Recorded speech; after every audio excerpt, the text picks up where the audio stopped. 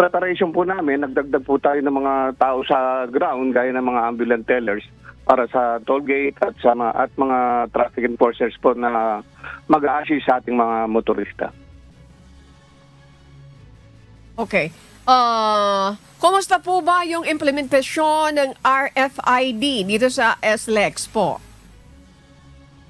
Tuloy-tuloy pa din po yung programa ng contactless program, yun pong mga entry plaza natin sa SLEX, kung saan po malapit sa mga local road natin.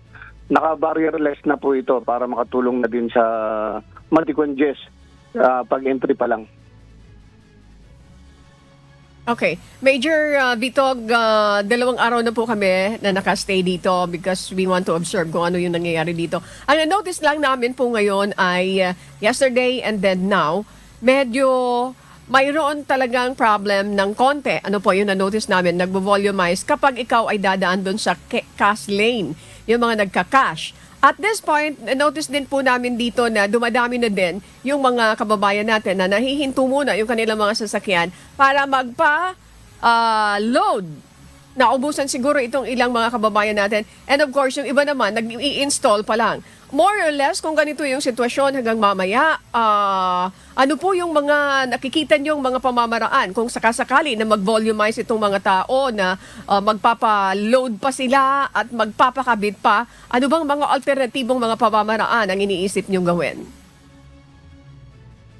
Yung mga sa mga toll plaza po, kapag ganyan po, nagkakaroon ng build-up, traffic build-up, ang ginagawa po namin dyan, kapag talagang humaba po yan, pinapa-free flow na namin yan. Activity na po yan natin sa mga toll gate. Mga post-charging po yan sa mga RFID account ang nangyayari. Kumbaga, pinapadaan lang po natin muna mga sasakyan para bumili sa biyahe, pero hindi po yan libre. At yung mga ganun po, para maiwasan po yan, yung mga insufficient load at yung ibang, ang nangyayari po kasi dyan, yung iba kasi may RFID, wala silang RFID pero dumadaan sila sa mga RFID lanes. Yun po ang nangyayari. Tapos meron man, dumadaan sila pero insufficient ang load naman po nila. Kaya abala, kasi kailangan kunin ng RFID card and patatabihin sila. Saka sila i-assist ng ating mga dineploy ng mga ambulance tellers.